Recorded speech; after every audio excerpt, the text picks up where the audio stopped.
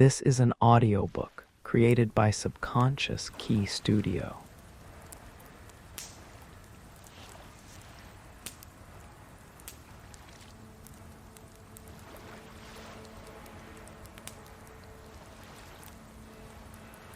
Hello and welcome. I invite you to find a comfortable space where you can listen without interruption for the next hour. Perhaps close your eyes or soften your gaze. Take a gentle, deep breath in, and as you exhale, let go of the day's burdens just for now. Have you ever had one of those days? You know the one. You wake up with a vague sense of dread, a low hum of irritation. You stub your toe getting out of bed. The coffee you were looking forward to spills on your clean shirt. The traffic is inexplicably gridlocked, and every red light seems personally targeted at you. It feels as if the universe itself has a vendetta against you. And then, have you had the opposite? A day where you wake up feeling light, rested. The sun seems to kiss your skin. A stranger smiles at you on the street. A project at work flows effortlessly, and you find a forgotten $20 bill in your pocket. On these days, the world feels like it's conspiring in your favor. What if I told you that these aren't just random strokes of good or bad luck?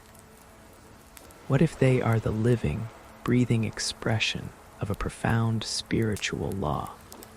A law that is as natural as gravity, but infinitely more subtle. A law that has been twisted, simplified, and largely misunderstood for centuries. Today, we embark on a 1-hour journey to rediscover this law, to rediscover karma. In our modern culture, we've reduced karma to a punchline. We say karma's a bitch, or we nod sagely and say, what goes around comes around.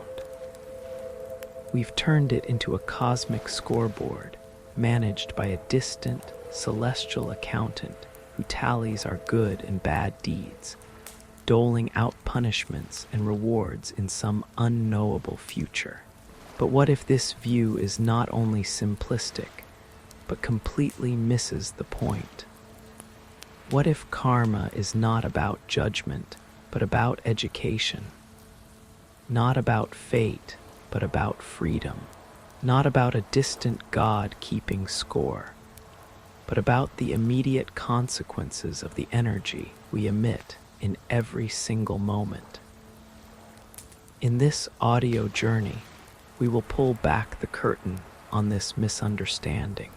We will explore karma not as an external force, but as an immediate, internal state of being. We will see it as a radical teaching on our profound and unbreakable interconnectedness with all of life. The ancient sage, the Buddha, captured this essence beautifully when he said, "You are not punished for your anger, you are punished by your anger." Let that sink in for a moment. The punishment isn't a lightning bolt from the sky. It's the searing, corrosive heat in your own chest. The reward for patience isn't a gold star. It's the profound sense of peace that settles in your soul. This is our starting point. Let's begin by untangling the myth from the reality.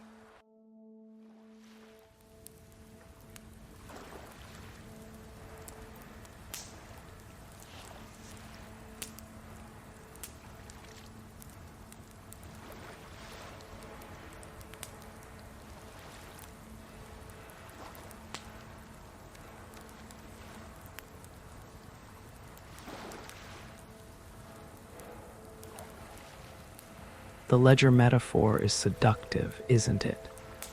It appeals to our deep-seated sense of justice. Do a good deed, get a gold star. Do a bad deed, get a slap on the wrist.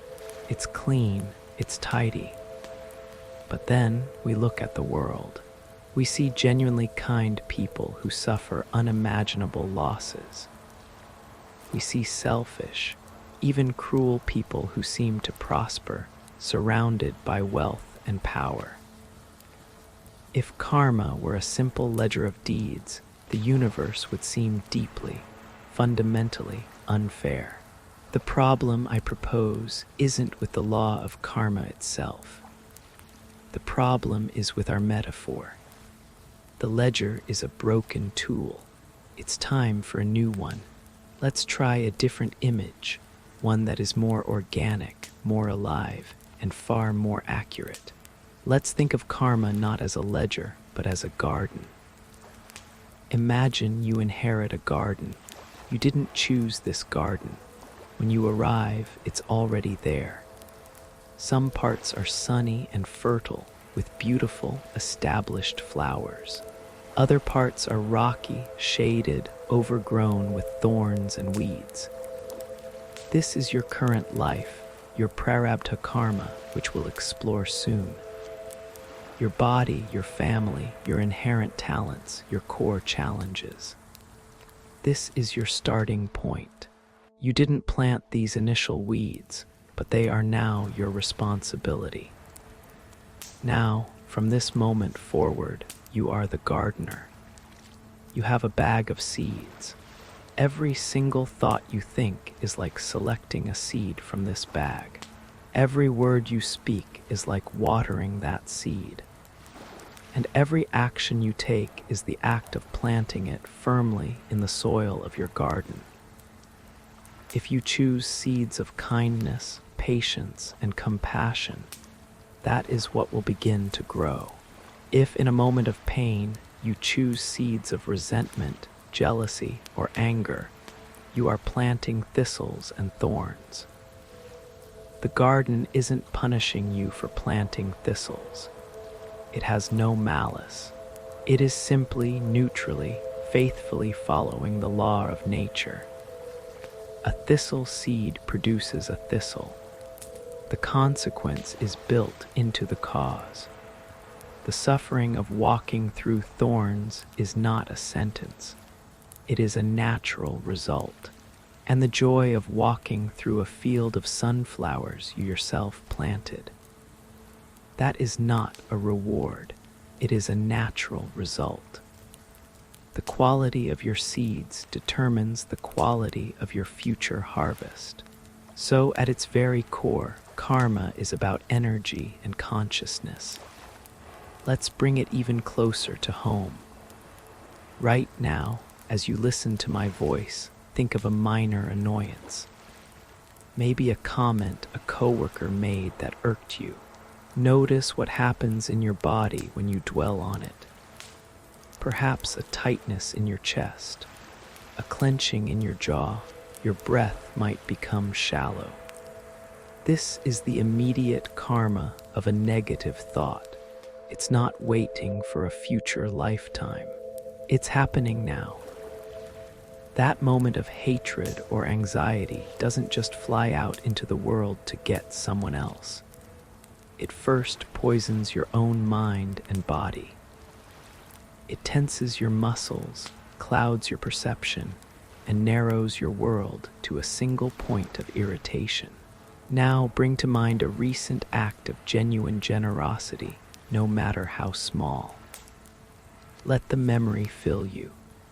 Notice the physical sensation, a warmth in the heart, a relaxation in the shoulders, a slight smile that might play on your lips. This is the immediate karma of a positive thought or action. It releases a wave of positive energy that first and foremost uplifts you. It creates a sense of connection, warmth, and openness. This is the true, living law of karma.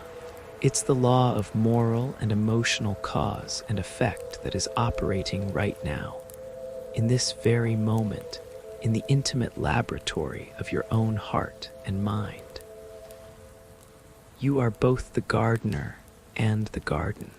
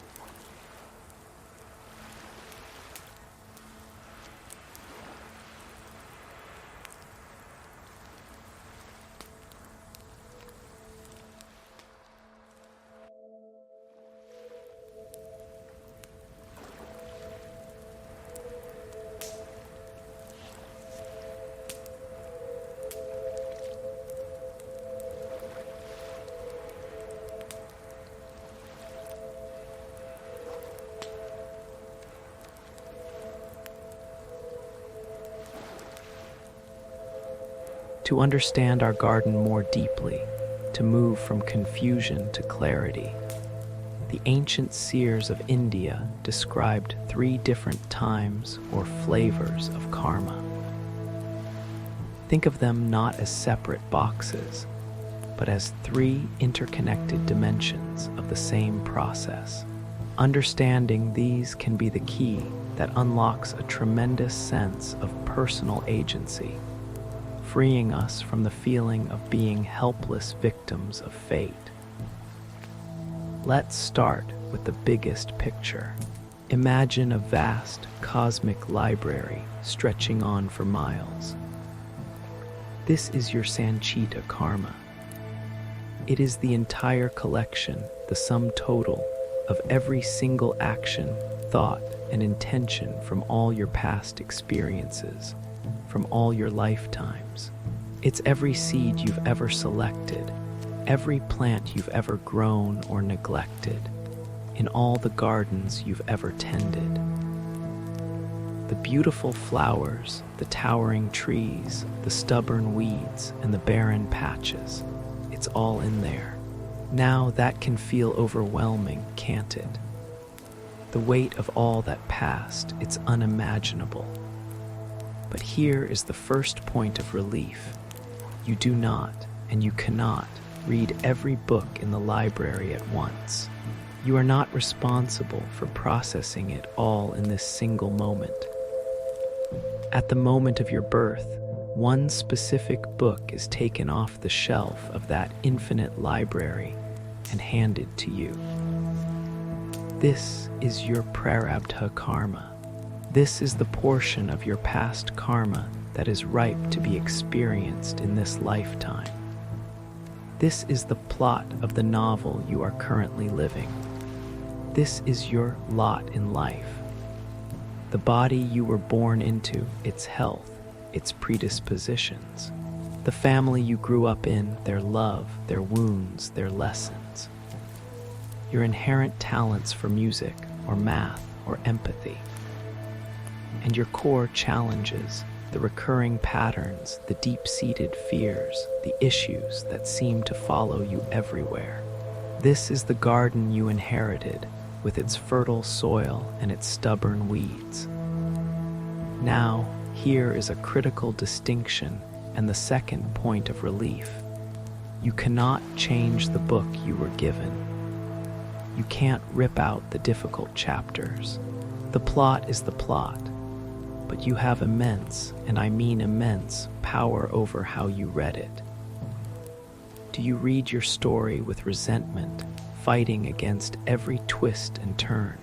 Do you see the challenging character, the difficult parent, the unreliable friend, as a curse, a mistake in the narrative? Or do you read it with curiosity, as a detective looking for clues? Can you see that difficult boss not as a flaw in the universe's plan, but as the very character, the very plot twist, specifically designed for your soul's growth? Your Prarabdha is the curriculum. How you study is your choice. And this brings us to the most important, most liberating flavor of all, Kriyamana karma. This is the new karma you are creating right now, in every single moment. This is you, the author, picking up your pen and writing the next page of your current book, and simultaneously choosing the next book you will pull from the library shelf. Let's return to our example. Your difficult boss, that's a given. That's in your Prarabdha book. It's a fixed part of the current landscape. But your reaction to that boss, that is your Kriyamana. That is your point of power. When he criticizes you, do you instinctively plant a seed of resentment, watering it with internal gossip and fantasies of quitting? That seed will grow, and your future harvest will be a workplace even more thicketed with tension and anger. Or, in that crucial moment between the trigger and your reaction, can you find a pause? In that pause, can you choose differently? Can you plant a seed of mindful response? Perhaps you take a deep breath. Perhaps you choose to see his criticism as a mirror, which we'll explore next, and you respond with a calm, "I hear your concerns. Let me see what I can improve." That seed, the seed of conscious, non-reactive response, will grow into a future harvest of respect, self-worth, and perhaps even a transformed relationship. This is where you become the conscious gardener of your soul. Kriyamana karma is the endless, unfolding present moment where your past does not have to dictate your future. You are not just reading your book, you are writing it with every thought, word, and deed.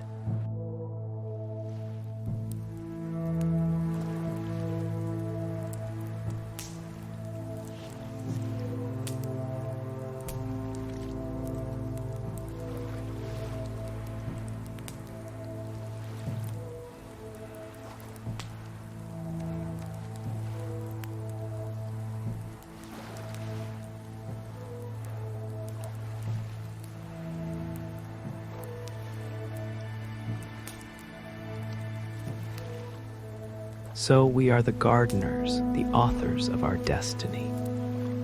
But how do we know which seeds we're planting? How do we read our own book clearly? The universe, in its infinite wisdom, provides the most immediate and honest feedback system imaginable. The world itself is a mirror.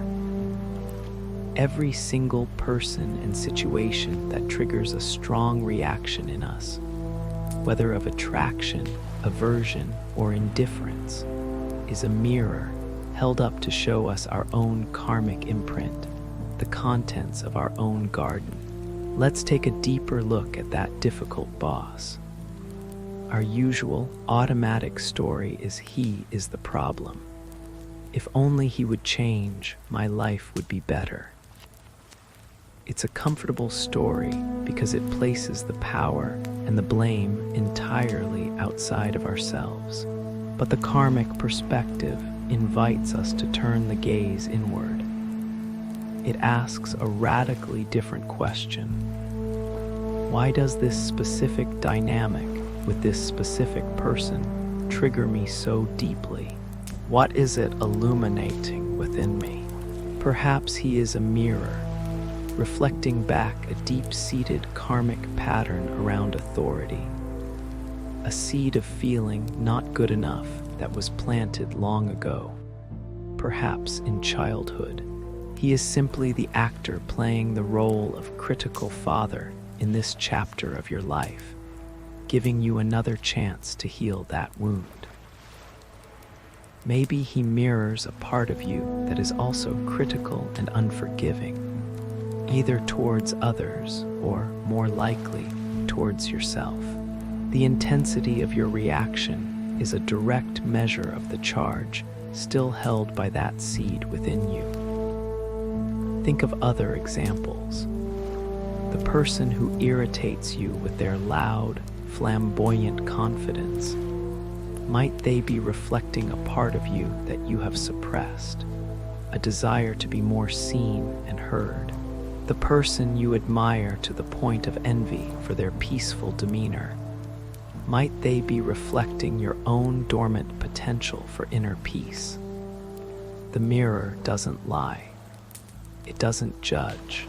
It simply shows you what is already there, asking to be acknowledged, accepted, and ultimately integrated and healed. This is the heart of karma as interconnectedness. The other out there and the you in here are not separate. They are in a constant, intimate, and illuminating dance. When we truly understand this, our entire relationship with the world undergoes a seismic shift. We move from a posture of judgment to a posture of curiosity. The difficult person is no longer your tormentor. They are your most challenging, and therefore your most valuable, unintentional guru. They are offering you a priceless, if uncomfortable, glimpse into the hidden corners of your own soul. Your life ceases to be a series of random events happening to you and becomes a sacred curriculum perfectly designed for you.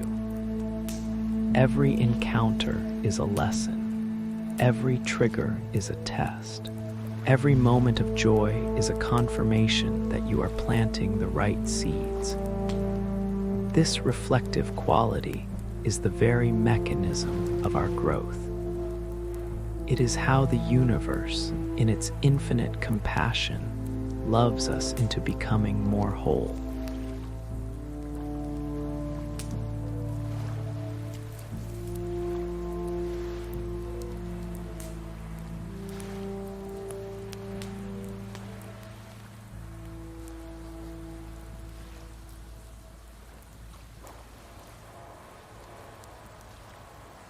So is the goal to find a secret spiritual technique to erase our karma, to burn the library down.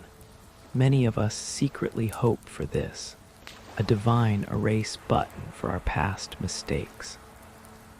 But the ancient teachings are clear. The way out is through. The goal is not to escape your Prarabdha, your current book.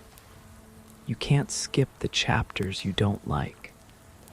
The goal is to live through them with such profound awareness and non-reactive presence that you stop writing a painful, repetitive sequel. You exhaust the old karma by experiencing it fully and consciously, without adding new, binding karma to the pile. You read the difficult chapter on loss. You feel the grief fully. You let it wash through you without building a fortress of bitterness around your heart. In doing so, you learn the lesson of impermanence and compassion, and you complete that karmic cycle. You turn the page, wiser and lighter, and you choose a seed of compassion to plant for the next chapter.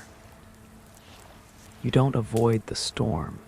You learn to dance in the rain, and in doing so, you cease to be a victim of the weather. Let's take these concepts from the abstract into the reality of your direct experience. Let's practice a brief karmic audit. Find a comfortable position, either sitting or lying down. Allow your eyes to close. Bring your awareness to your breath, not trying to change it, just feeling the natural rhythm of the inhalation and the exhalation.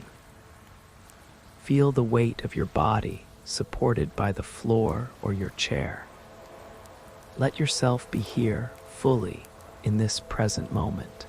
Now gently bring to mind a recent minor irritation. It could be a frustrating email, a thoughtless comment, a moment of being cut off in traffic.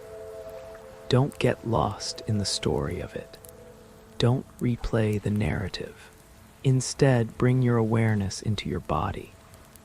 Scan your body from head to toe. Where do you feel the echo of that irritation now? Is it a tightness in the shoulders, a clenching in the gut, a slight pressure in the forehead? Just observe these sensations. Don't call them bad. Don't try to make them go away. Just witness them with the same detached curiosity you might have watching a cloud pass slowly across the sky. This is the karma in the moment. This is the energy of that seed manifesting as sensation. Now, see if you can create a little space around these sensations. Breathe into them. In this space of simple, non-judgmental witnessing, there is a tiny, powerful pause. This is the sacred pause, the space between the trigger and your reaction. This is the cockpit of your free will. This is where you, the gardener, choose your next seed. In this pause, you are not creating new, binding karma. You are simply being with what is. And in that being, the old karma is allowed to arise and pass away. Now, in this space of awareness, make a gentle, internal intention. Perhaps the intention is, I choose patience, or I choose to see this as a lesson, or simply, I choose to be free. Slowly, gently, begin to bring your awareness back to the breath, back to the room, back to the sound of my voice. Wiggle your fingers and toes, and when you're ready, slowly open your eyes. Karma, then, is not a prison sentence. It is the curriculum of the soul. It is the compassionate, intelligent, and perfectly responsive law that constantly offers us opportunities to see ourselves clearly, to choose kindness over bitterness, and to understand at the deepest level that we are all connected in this vast, learning, growing web of life. You are the gardener, you are the author, you are the witness. May you tend your garden with compassion. May you write your story with courage, and may you see the world as your wisest, most reflective mirror. Thank you for sharing this hour with me.